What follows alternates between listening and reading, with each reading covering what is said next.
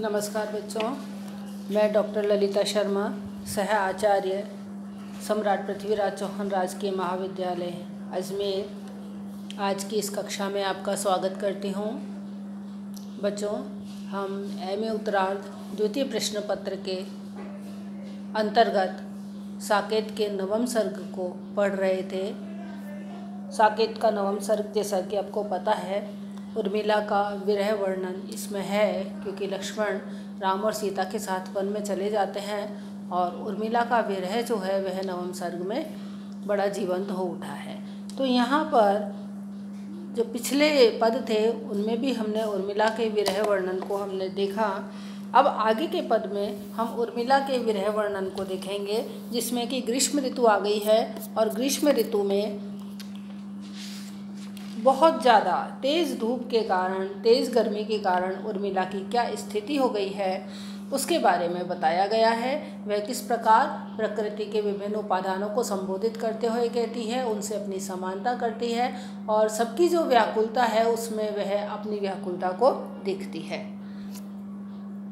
तो बच्चों देखिए, आकाश जाल सब और तना, रवि तंतु वाय है आज बना, करता है पद प्रहार वही, मक्खी सी भिन्ना रही मही, लपट से झट रूख जले जले, नद नदी घट सूख चले चले, विकल वे मृग मीन मरे मरे, विफल ये द्रग दीन भरे भरे। यहाँ पर जो आकाश जाल शब्द कहा गया है, आकाश के अंदर एक जाल सा तना हुआ है। रवि तंतु वाय है आज बना, वह जाल किसका है? वह जाल है किरणों का। आकाश में क्योंकि सूर्य निकला है और सूर्य की तेज जो रश्मियाँ हैं, किरणें हैं, उनके कारण ऐसा जाल जो बना हुआ है, ऐसा लगता है कि मानो वह कोई मकड़ी का जाल है। ऐसा लगता है कि आकाश रूपी जो सूर्य है वह मकड़े के जाल के समान है, और वो जो सूर्य रूपी जो मकड़ा है, सूर्य रूपी जो मकड़ी है, वह करता है पद प्रहार वही। और वो जो सूर्य रूपी मकड़ा है या मकड़ी है, वह अपने किरणों रूपी पैरों से जकड़ करके और प्रहार कर रहा है। मक्खी सी भिन्ना रही मही, और उसके पद प्रहार से जैसे जाल में फंसी हुई कोई मक्खी होती है वह तड़पती है, पृथ्वी भी उसी प्रकार उस मक्खी की भांति इस धरती पर, यह जो धरती है वह गर्मी के कारण तड़प रही है। यानी धरती भी तड़प रही है और धरती पर रहने वाले लोग भी तड़प रहे हैं। रहने वाले लोगों की तड़पन ही धरती की तड़पन है, और धरती के भी जितने भी जल स्रोत हैं, जितनी भी हरियाली है, सब सूखती जा रही है। तो ऐसा लगता है कि मानो धरती मकड़ी के जाल में फंसी हुई मक्खी की भांति व्याकुल हो रही है और तड़प रही है। लपट से झट रूख जले जले, नद नदी घट सूख चले चले। जो बहुत तेज़ गर्मी है, भीषण गर्मी है, वह भीषण गर्मी की जो लपटें हैं उसके कारण लपट से झट रूख जले जले, उस भीषण गर्मी के कारण ऐसा लगता है कि मानो सारे जो वृक्ष हैं वे जल रहे हैं। नद नदी घट सूख चले चले, नाले और नदियाँ जो हैं वे सूखते चले जा रहे हैं, अर्थात उनका पानी समाप्त होता जा रहा है, पानी उड़ता जा रहा है वाष्प बन करके, और जो नदी नाले हैं, उन नदी नाले रूपी जो घट हैं वो सूखते चले जा रहे हैं। विकल वे मृग मीन मरे मरे, विकल ये द्रग दीन भरे भरे। क्योंकि नदियों का, सरोवरों का जल समाप्त हो रहा है, जल सूखता जा रहा है, इसलिए हिरणों को कहीं पीने के लिए पानी नहीं मिल रहा है, और मछलियों को तो जीवित रहने के लिए ही जल की आवश्यकता होती है। तो जो मृग और मीन हैं, यानी हिरण और मछली हैं, वे मरणासन्न हो गए हैं, वे मृत प्राय हो रहे हैं। क्यों? क्योंकि उनको वहाँ पर जल नहीं मिल रहा है। यहाँ पर उर्मिला अपने नेत्रों के लिए भी कहती है कि जो नेत्र हैं उनको भी हिरण की और मछलियों की उपमा दी जाती है। एक ओर तो हिरण और मछली जल के अभाव में तड़प रहे हैं, मृत प्राय हो रहे हैं, और दूसरी तरफ विफल ये द्रग दीन भरे भरे, और दूसरी तरफ मेरे ये जो नेत्र हैं ये व्यर्थ ही आंसुओं से भरे हुए हैं। उधर तो पानी की इतनी कमी है कि उसके कारण जल नहीं होने के कारण हिरण और मछलियाँ तड़प रहे हैं, व्याकुल हो रहे हैं, मरणासन हो रहे हैं। और इधर मेरी आँखों में पानी इतना ज़्यादा है जिसकी कि यहाँ आवश्यकता नहीं है। मेरी आँखें जो कि उपमेय हैं वो आंसुओं से भरी हुई हैं। तो यहाँ पर जो उपमेय और उपमान है वो दोनों एक दूसरे से विपरीत दिशा में हमको दिखाई देते हैं। या तो पेड़ उखाड़ेगा या पत्ता न हिलाएगा, बिना धूल उड़ाए हा ऊष्मा न जाएगा। जब बहुत तेज़ गर्मी होती है तो गर्मी में लू भी चलती है, और जब लू चलती है तो बहुत तेज़ हवा भी चलती है। उस तेज़ लू में, तेज़ हवा में पेड़ के पेड़ उखड़ जाते हैं। तो यहाँ पर या तो वायु इतनी तेज़ चल रही है कि पूरे के पूरे पेड़ उखड़ रहे हैं, या फिर हवा चलनी एकदम से गर्मी में बंद हो जाती है तो हमको कोई पत्ता भी हिलता हुआ नहीं दिखता है। इस प्रकृति की इसी स्थिति का वर्णन यहाँ पर उर्मिला कर रही है कि इतनी गर्मी में है कि उसके कारण या तो तेज़ हवा चलती है तो ऐसा लगता है कि मानो पेड़ ही उखड़ जाएगा, या फिर इतनी हवा बिल्कुल बंद हो जाती है तो एक पत्ता भी नहीं हिलता है। बिना धूल उड़ाए हा ऊष्मा न जाएगा। ऐसा लगता है कि ग्रीष्म ऋतु में जो हवा है वो धूल उड़ाए बिना ये जो गर्मी की अग्नि है यह समाप्त नहीं होगी, और यह जो गर्मी है, गर्म वायु है, वह मुझे जला करके और ऐसा लगता है कि मानो मेरी भस्म को ही उड़ा ले जाएगी। ग्रहवापी कहती है भरी रही रिक्त क्यों न अब होंगी, पंकज तुम्हें दिए हैं और किसे पंख आज मैं दूंगी। ग्रहवापी, ग्रहवापी मतलब घर की वापी, घर में बावड़ी, घर का मतलब है यहाँ पर महल से। तो उर्मिला जिस महल में रहती हैं उस महल की जो बावड़ी है उसके लिए उर्मिला कहती है कि ग्रहवापी कहती है।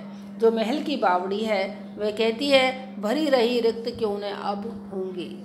एक समय था जब मैं भरी हुई थी, जब ग्रीष्म ऋतु नहीं थी मैं भी भरी हुई थी, लेकिन अब मैं खाली क्यों नहीं होंगी, क्योंकि ग्रीष्म ऋतु है और मेरा पानी सूखता जा रहा है तो मेरा खाली होना स्वाभाविक ही है। तो जब पहले मैं भरी रहती थी लेकिन अब खाली क्यों नहीं होंगी।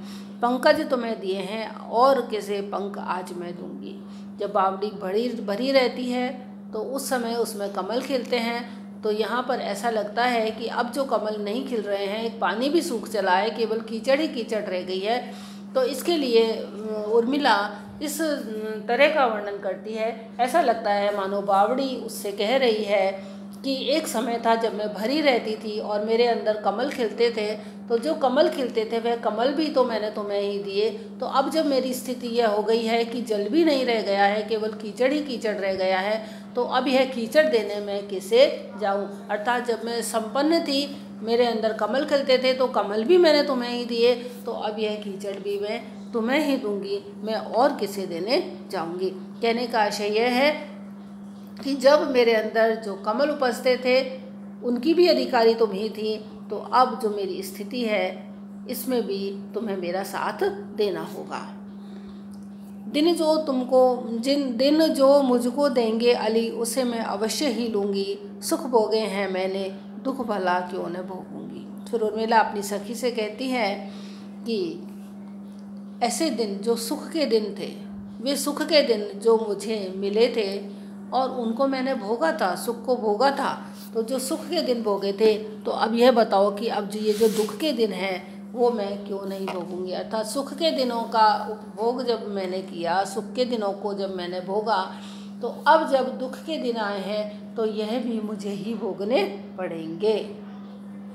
सुख का समय तो अच्छा सा व्यतीत हो गया, लेकिन अब जो समय का परिवर्तन हुआ है, समय बदला है, तो इस परिवर्तन को मैं अवश्य ही ग्रहण करूंगी, और जो सुख भोगे हैं तो अब दुख भोगने के लिए भी मैं तत्पर हूँ, तैयार हूँ। आली इसी वापी में हंस बने बार बार हम वेरे, सुधकर उन छींटों की मेरे ये अंग आज भी सुहरे। आली अर्थात सखी, सखी से कहती है कि इसी बावड़ी में प्रियतम लक्ष्मण और मैं बार बार हंस की भांति विचरण करते थे, और सुध कर उन छींटों की मेरे ये अंग आज भी सहरे। इस बावड़ी में जब हम साथ साथ विचरण करते थे, तो उस समय उसके जो छींटे उड़ते थे, उन छींटों की सुध करके, यानी उन छींटों की याद करके आज भी मेरे जो अंग हैं वे रोमांचित हो जाते हैं, वे सुख से रोमांचित हो जाते हैं। चंद्रकांत मणियाँ हटा पत्थर मुझे न मार, चंद्रकांत आवे प्रथम जो सबके श्रृंगार। आगे जो उर्मिला की सखी है वह उर्मिला को चंद्रकांत मणियों के आभूषण पहनाती है शीतलता प्रदान करने के लिए। तो उर्मिला उसे रोकती है और रोकती हुई कहती है कि इन चंद्रकांत मणियों को तुम हटा लो, इस प्रकार से इन्हें पहना करके मुझे पत्थर मुझे न मार। इस तरह से इनको पहनने से मुझे ऐसा लगता है कि मानो कोई मुझे अच्छी चीज़ नहीं दे रहा बल्कि खराब चीज़ दे रहा है और मुझे इससे कष्ट हो रहा है। यानी ये जो चंद्रकांत मणियाँ हैं ये मुझे पत्थर के समान लग रही हैं। इस तरह से चंद्रकांत मणियों को पहना करके, चंद्रकांत मणियों के आभूषण पहना करके मुझे पत्थर मत मारो। अर्थात जो इतनी मूल्यवान चीज़ है, जो सुख देने वाली चीज़ है, जो अंगों को सजाने वाली चीज़ है, जो ऐसी जो चीज़ है वह भी विरह के समय उर्मिला को बहुत ही दुख देने वाली लगती है। चंद्रकांत आवे प्रथम जो सबके श्रृंगार। ये चंद्रकांत मणियाँ हैं, इनको पहनने का कोई मतलब नहीं है। मेरी इच्छा तो यह है कि चंद्रकांत जो हैं स्वयं चंद्रमा के समान शुभ्र कांति वाले जो लक्ष्मण हैं वे मेरे श्रृंगार है, वे सबके श्रृंगार है। वे प्रियतम लक्ष्मण सबसे पहले आएँ तो फिर मुझे ये जो सब श्रृंगार है यह मुझे सुहाएगा। हृदय स्थित स्वामी की स्वजनी उचित क्यों नहीं अर्चा, मन सब उन्हें चढ़ावे चंदन की एक क्या चर्चा। जब सखी उर्मिला के विरह के ताप को कम करने के लिए तरह तरह के कार्य करती है, उसमें चंद्रकांत मणि भी पहनाती है, तो वह उर्मिला के तन पर चंदन का लेप भी करना चाहती है। और जब सखी उर्मिला के ताप को कम करने के लिए चंदन का लेप करती है तो उर्मिला उसके लिए भी उसे मना कर देती है।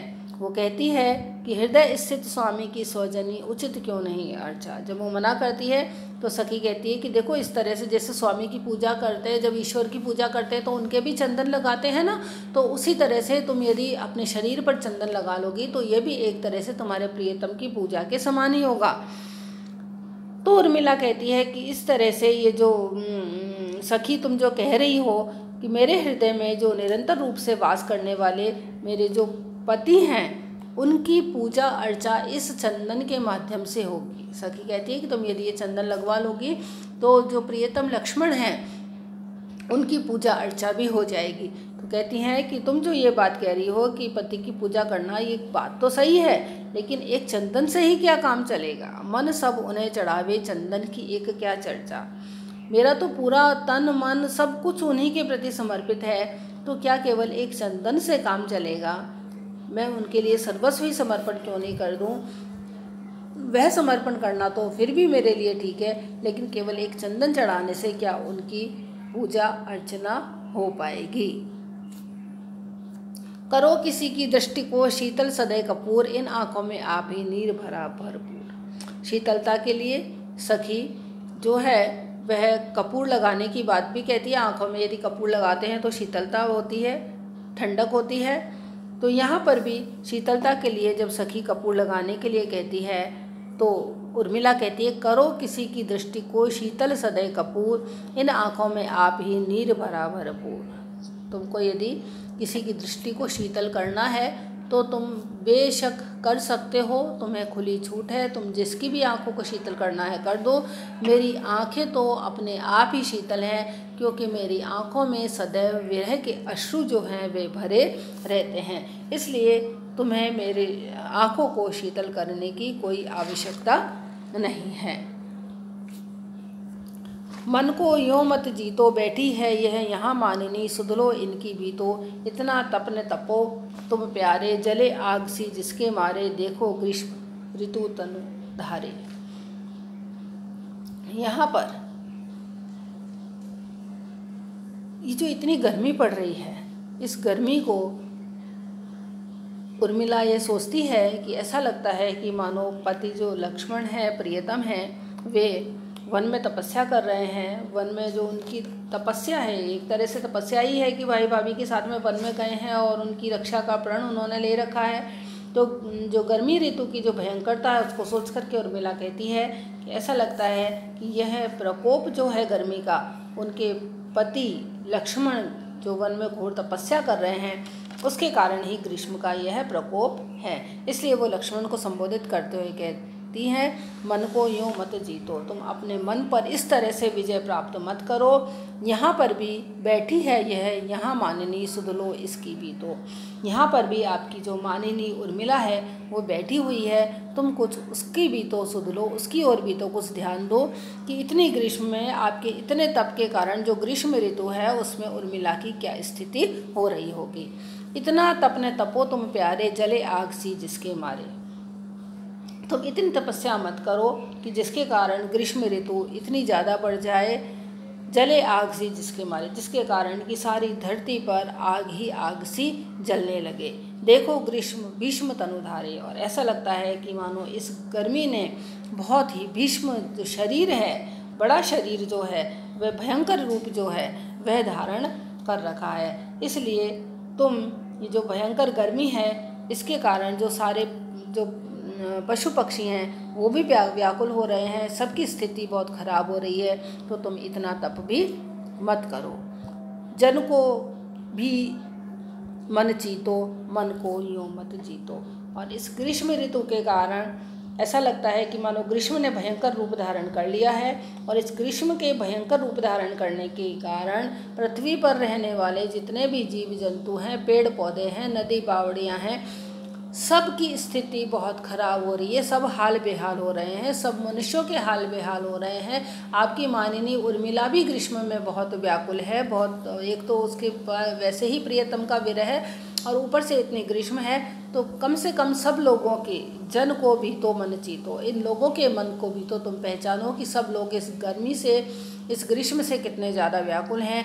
मन को यूँ मत जीतो, और उनकी ओर देख करके, उनकी ओर थोड़ी दया करके तुम इस प्रकार से अपने मन को जीतने की, अर्थात इतनी कठिन तपस्या करने की कोशिश मत करो। तुम इतनी कठोर तपस्या मत करो कि उस कठोर तपस्या के कारण ग्रीष्म ऋतु इतनी बढ़ जाए कि लोगों की जान पर ही बन जाए। तो लोगों के मन की ओर भी देख करके, लोगों के की ओर भी देख करके आपको अपनी जो तपस्या है इतनी ज़्यादा नहीं बढ़ानी चाहिए। आपको लोगों की ओर भी थोड़ा ध्यान देना चाहिए। एक जगह और अष्टम सर्ग में भी ग्रीष्म ऋतु का ही वर्णन किया गया है, और वहाँ पर भी लक्ष्मण कहते हैं, वन में तनिक तपस्या करके बनने दो मुझको निज योग्य, भाभी की भगिनी तुम मेरे, अर्थ नहीं केवल उपभोग। यहाँ पर भी जो ग्रीष्म ऋतु के कारण गर्मी बढ़ जाती है तो विरह विदग्धा जो उर्मिला है उसको लक्ष्मण तप का प्रभाव समझती है, क्योंकि लक्ष्मण जो है उन्होंने उनसे यही बात कही थी कि वन में जो तपस्या करके मुझको अपने योग्य बनने दो मुझको निज योग्य, यानी तुम्हारे योग्य बनने दो, क्योंकि तुम भी मेरे विरह के कारण व्याकुल हो, तुम मेरी विरह व्यथा है उसको तुम भोग रही हो। भाभी की भगिनी तुम मेरे, अर्थ नहीं केवल उपभोग। तुम भाभी की भगिनी हो, भाभी मेरे लिए पूज्य हैं, पूजनीय है, भाभी मेरे लिए सदैव आदरणीय है। उन भाभी की तुम भगिनी हो, इसलिए तुम मेरे केवल उपभोग की वस्तु नहीं हो, तुम मुझे अपने योग्य बन दो, इसलिए मुझे भी वन में कठोर तपस्या करने दो। ये यहाँ पर अष्टम सर्ग में मैथिली शरण गुप्त ने कहा है। तो बच्चों, आज के व्याख्यान में हमने उर्मिला के विरह वर्णन के बारे में पढ़ा कि उर्मिला ग्रीष्म ऋतु में विरह के कारण कितनी व्याकुल हैं, और उस ग्रीष्म ऋतु में सभी की क्या स्थिति हो गई है, इस सब के बारे में आज हमने चर्चा की। आगे की व्याख्या हम अगले व्याख्यान में करेंगे। धन्यवाद।